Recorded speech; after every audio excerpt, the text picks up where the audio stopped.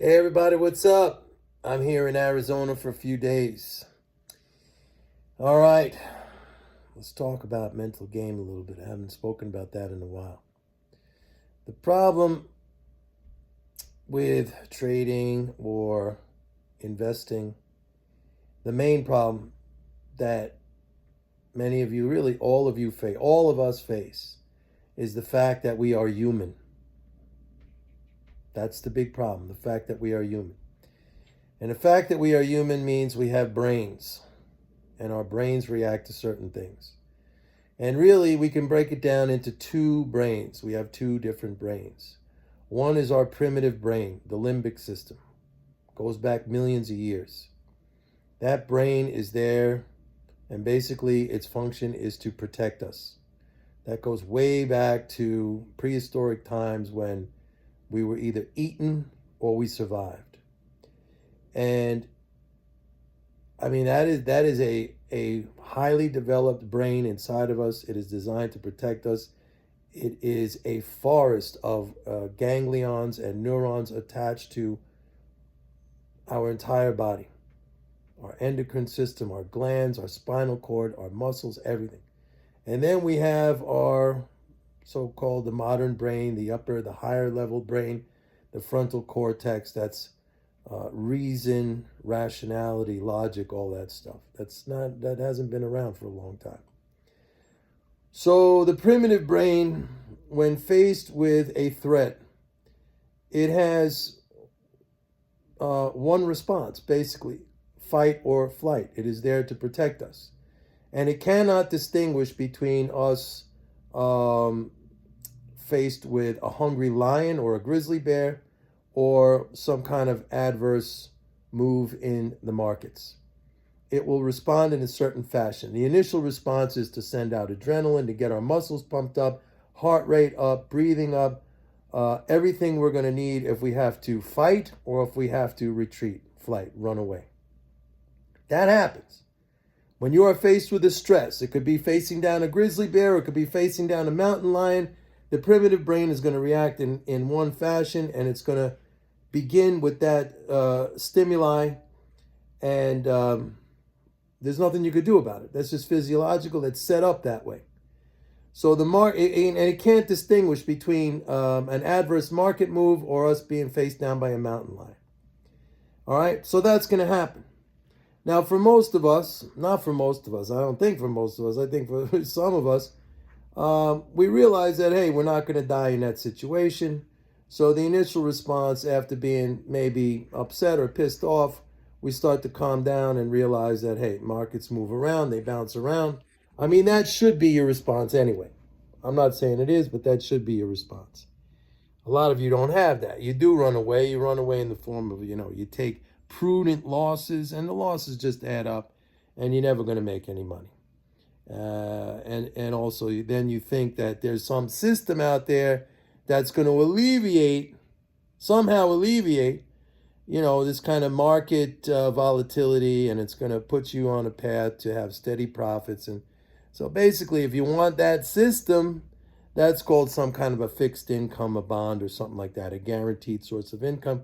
That's not trading, that's not investing, okay? You're not going to get rich that way.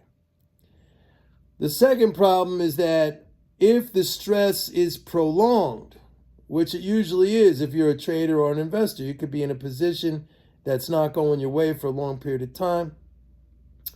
You could be in a market environment that's not providing opportunities, and then you're thinking, hey, my money's not doing anything, or you could, that sort of thing. If that stress is prolonged, then the body, that limbic system, it switches off from the initial response, which is the adrenaline and the pumped up muscles and the heart rate, to a prolonged protective response. The release of cortisol in your system. Cortisol is very bad. I mean, it's just like eats your body up. It's designed to protect you. It's designed to keep your body on a state of alert and attention for long periods of time, but it's like actually this blowtorch inside of your body burning everything up. You're literally eating up your tissues, your muscles. It's the source of a lot of health problems. And this is what happens.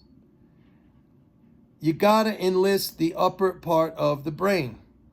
You got to be very conscious in telling yourself that you're not going to die. It's not the end of your life. How do you mentally toughen up? Look, I've said this a zillion times.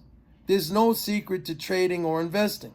It's not about some fantasy system. It's not about a holy grail. It's not about even having the right analytics, although that helps. It's really about mind control. It's about your mental game. You got to enlist the higher brain, the frontal cortex, your rational brain, your logic. First of all, you're not going to die. How do you toughen yourself up?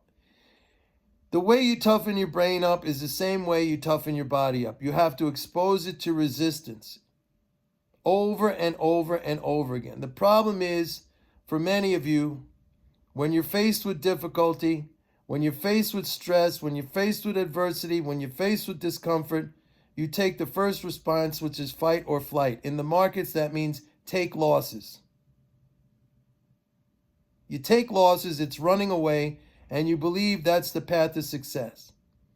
Whereas the wise thing to do, the proper thing to do, the thing that's going to eventually lead you to where you want to go, because you will become more resilient and mentally tougher, is to embrace that as a challenge and figure a way out of it and accept that you're going to be going through these periods. And every time when you go through this period, it is a benefit.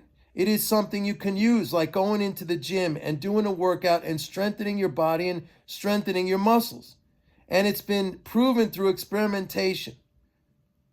I mean, they've actually taken laboratory animals, rats, and they put them through stressful situations. And it was shown that the more times they faced the same stressful situation, they measure like levels of cortisol in their bodies and these compounds and chemicals in their bodies. They measure them, and actually there's a reduction in those levels.